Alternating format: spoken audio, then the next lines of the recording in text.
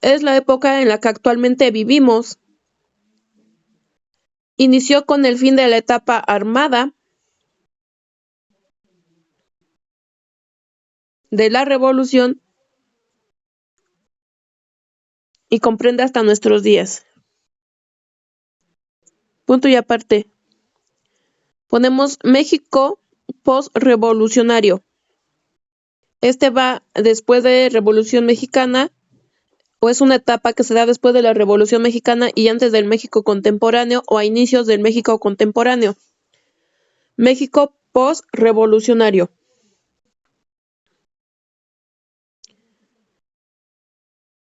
Para algunos autores,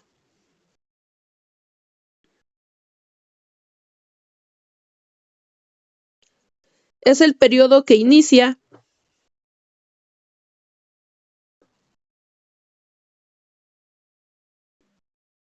en 1920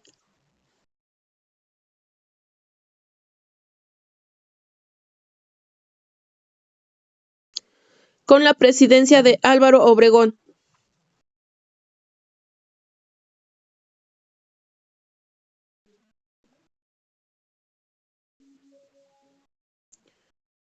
Pero no hay un consenso general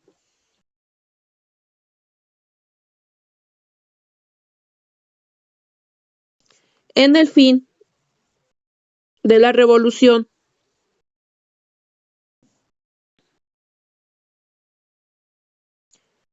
Se cree que fue un proceso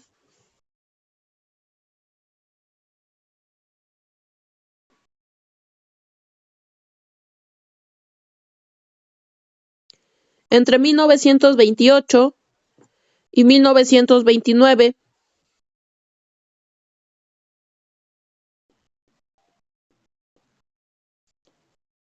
con el fin de los conflictos armados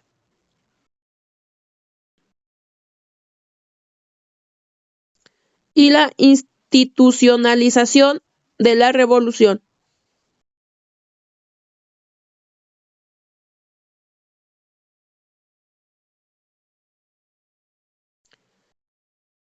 No obstante,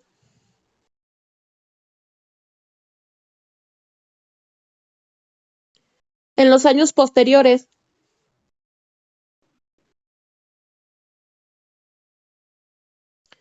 México padeció los estragos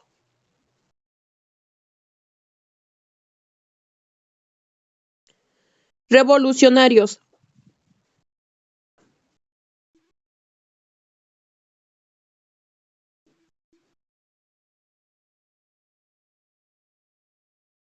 Punto y seguido. Es hasta 1946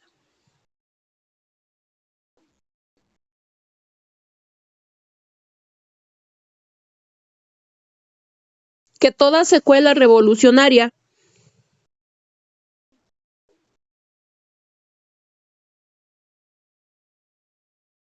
desaparece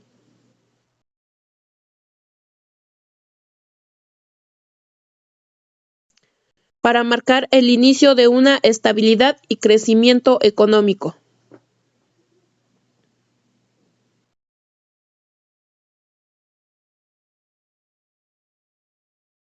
¿Todo bien hasta aquí?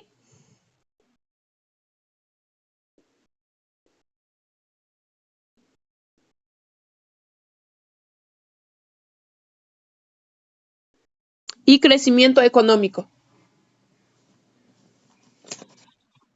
Sí, de nada.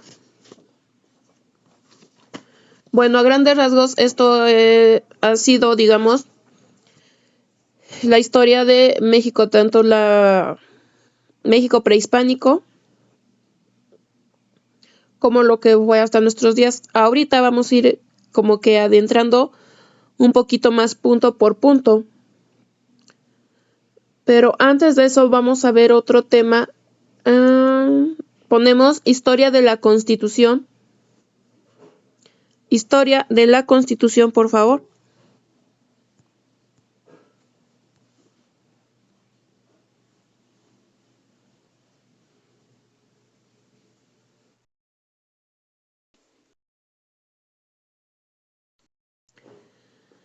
La Constitución dictó para que escriban, por favor. La Constitución es la ley de leyes.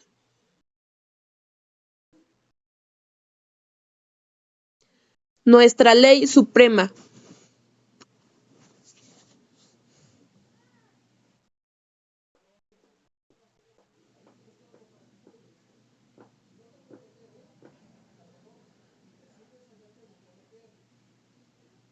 En la que se crean los poderes del Estado.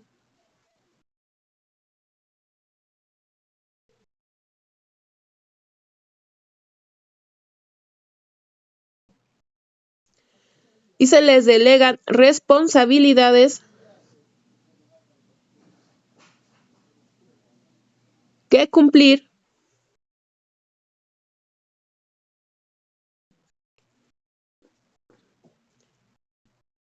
así como derechos y obligaciones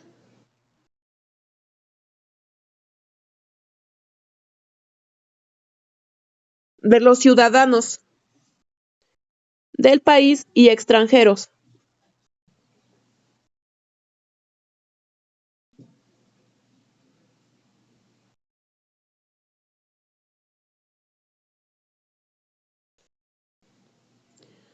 Punto y seguido.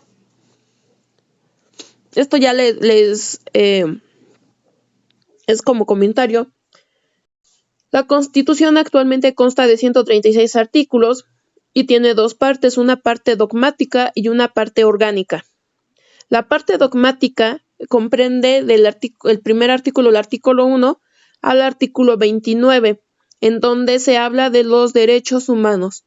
Ahí habla de todos los derechos humanos, por eso es parte dogmática. La parte orgánica ya va a comprender el del 30 al 136 y aquí habla de la creación de los poderes. Creación, funciones, responsabilidades de los poderes públicos o los poderes del Estado y las responsabilidades de los servidores públicos. Aquí habla de cómo ya está organizado toda la organización del Estado mexicano. Entonces, repito, parte dogmática habla sobre los derechos humanos, parte orgánica sobre la administración pública, la organización de la administración pública, poder legislativo, ejecutivo, judicial. Los últimos artículos nos van a hablar de la inviolabilidad de las leyes.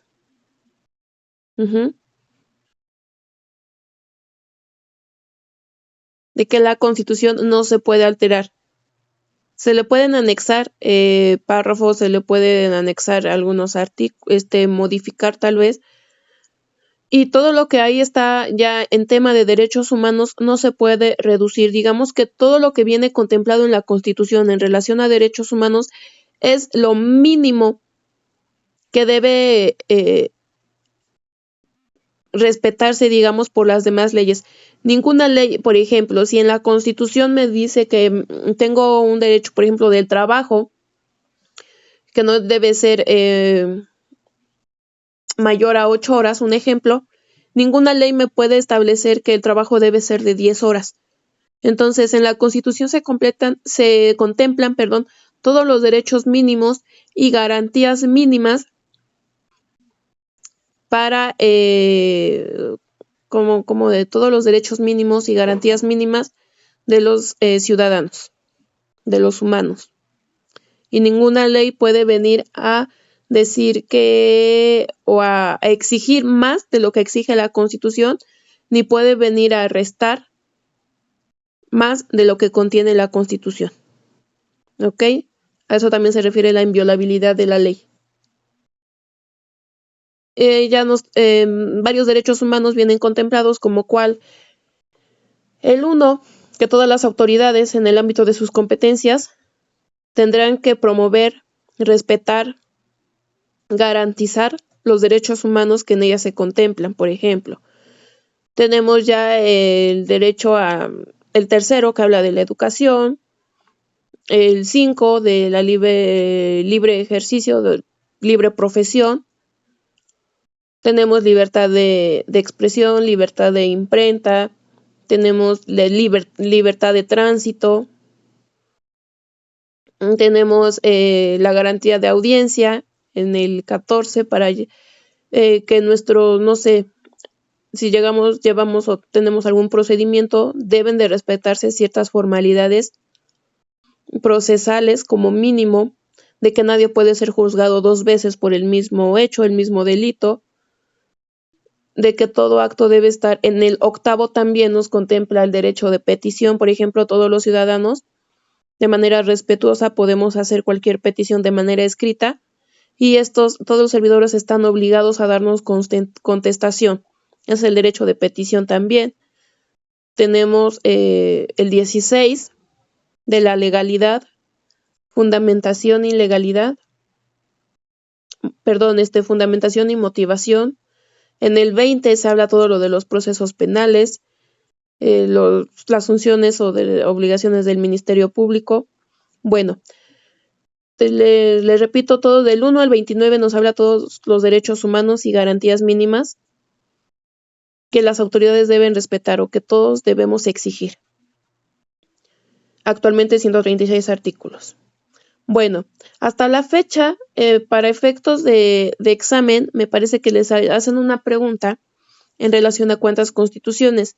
Para efectos, digamos, de examen o didácticos son 5, pero para efectos de estudio tenemos que son 6 constituciones, me parece. Ahorita vamos a ir viendo una por una. Tenemos la Constitución de 1812, que se llama Constitución de Cádiz, decretada por las Cortes Generales Españolas.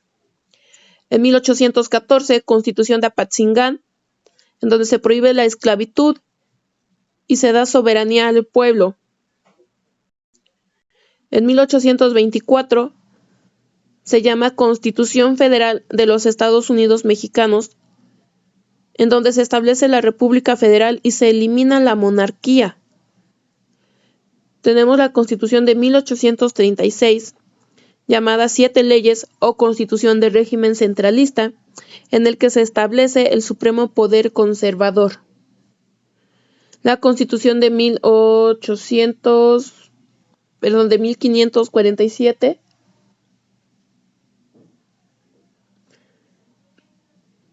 aquí no viene, pero falta una Constitución de 1847, se llama Acta Constitutiva y Reformas al Congreso de la República Mexicana. La de 1857, Constitución Federal de los Estados Unidos Mexicanos, en donde se separa a la Iglesia del Estado y se da la libertad de culto. Y la Constitución que nos rige hasta el momento es la Constitución de Política de los Estados Unidos Mexicanos, vigente hasta el día de hoy. Otorgó los derechos sociales. También se me olvidaba el derecho también de libre asociación, de a formar sindicatos, a formar asociaciones. Entonces, nuestra Constitución también se puede decir que no es flexible, ¿ok? Hay constituciones que pueden ser modificadas, que pueden ser, ¿cómo se podría decir? Son muy flexibles, pueden ser alteradas, modificadas en su esencia, pero esta no, nuestra Constitución no es flexible y no, como decía en un inicio, no se puede menoscabar todo lo que ya está dispuesto. Se puede tal vez reformar o se pueden anexar tal vez algunos párrafos, complementar algunas disposiciones, pero nunca quitar. A la Constitución ya no le podemos quitar nada de lo que contiene, ¿ok? Escribimos otro tema, por favor.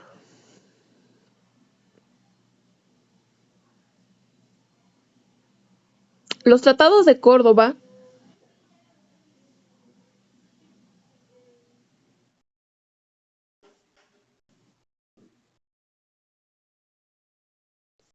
fueron signados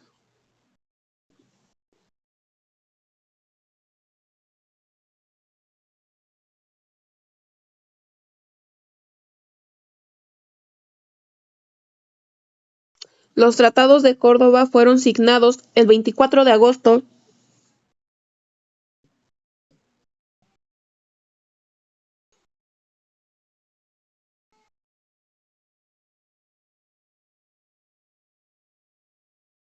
de 1821.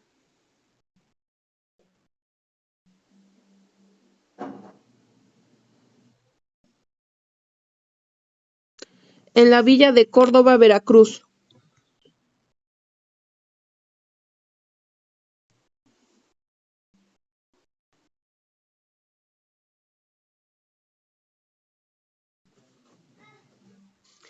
Entre el jefe político de la Nueva España,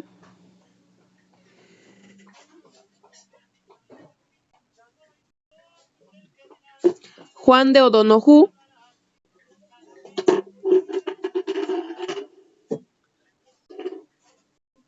y el jefe del ejército Trigarante.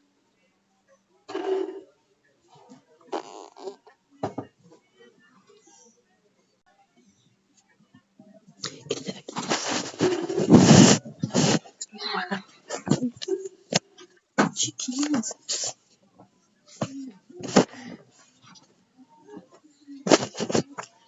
Espérame, hija, ahorita, espérame.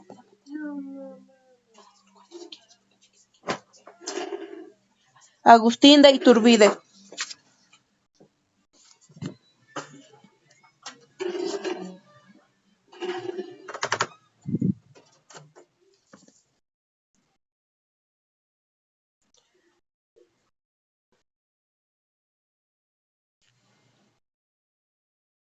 El documento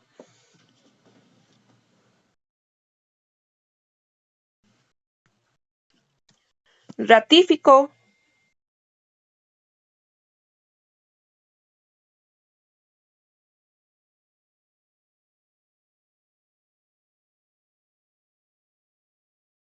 los principios del Plan de Iguala,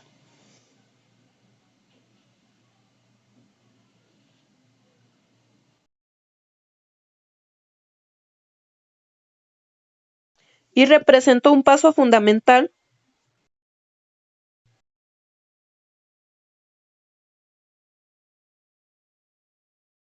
hacia la consumación de la independencia de México.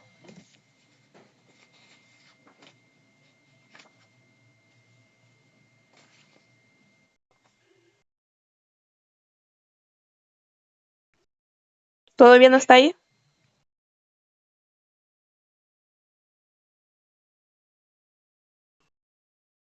Siguiente, Maximato.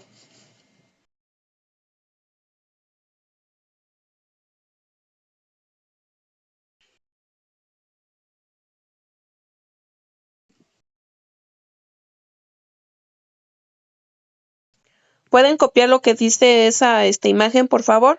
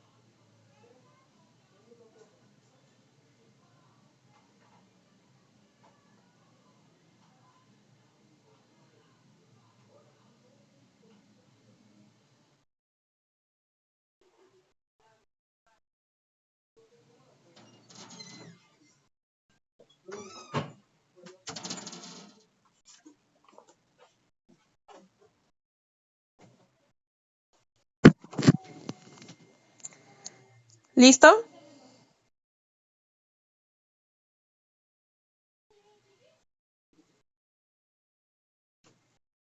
Ok.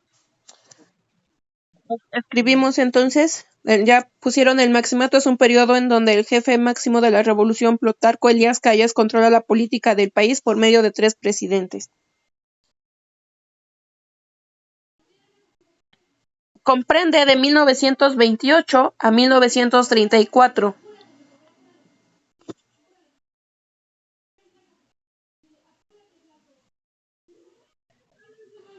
1928 a 1934.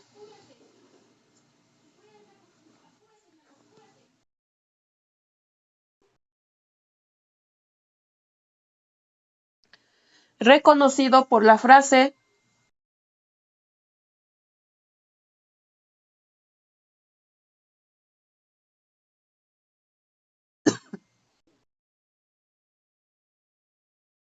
"Ahí vive el presidente". Entre comillas, ahí vive el presidente, pero el que manda vive enfrente.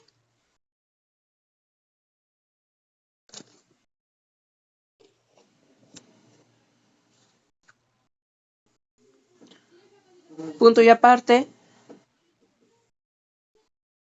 El asesinato de Álvaro Obregón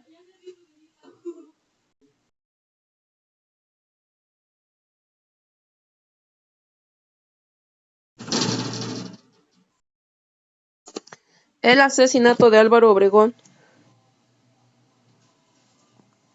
marcó el inicio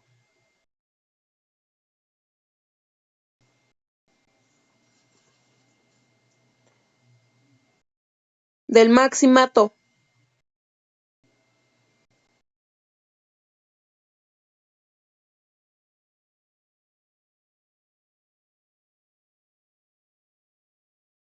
donde Plutarco Elías Calles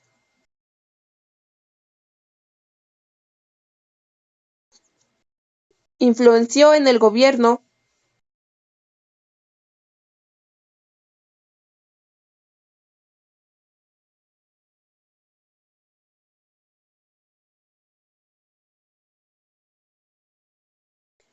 por 3 administraciones más.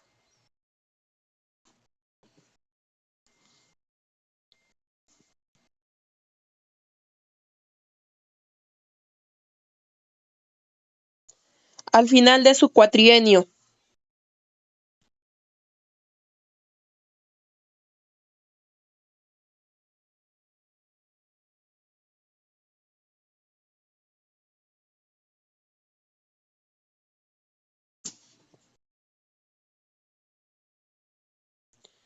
Le llamaron el jefe máximo de la revolución.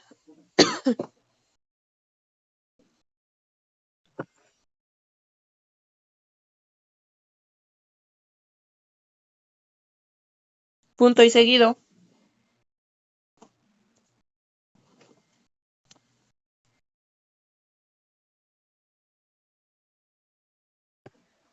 Creó el PNR.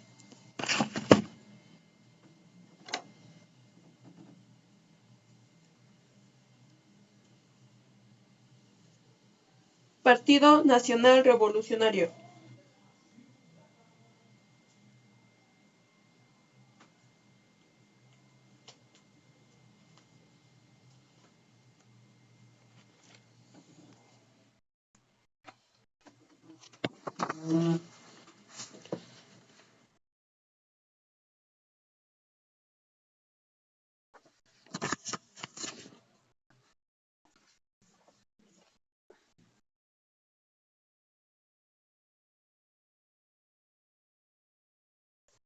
Bueno, hasta ahí.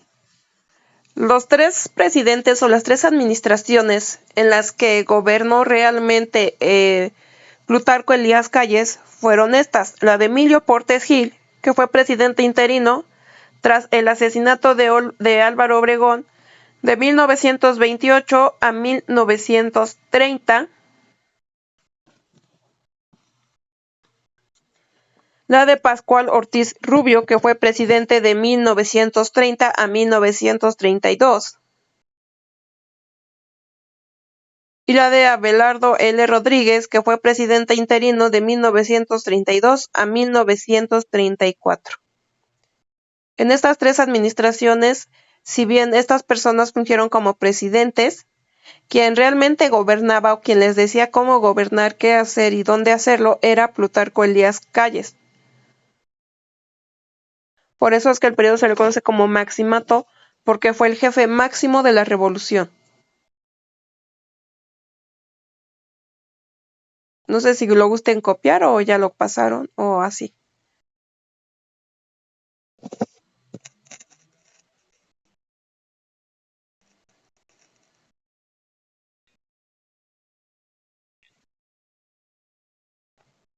Sí,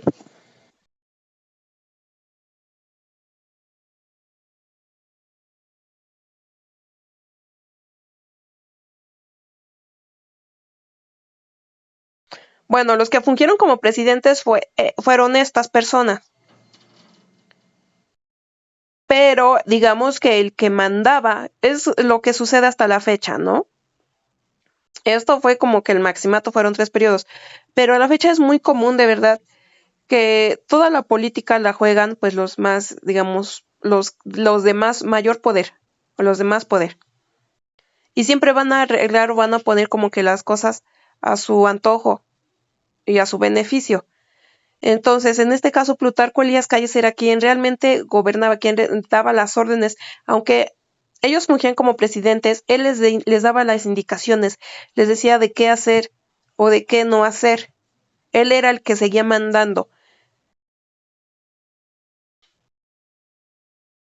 Él ya había sido presidente, pero al finalizar su cuatrienio, digamos que sigue como que al mando a través de estos presidentes. Dos fueron interinos y nada más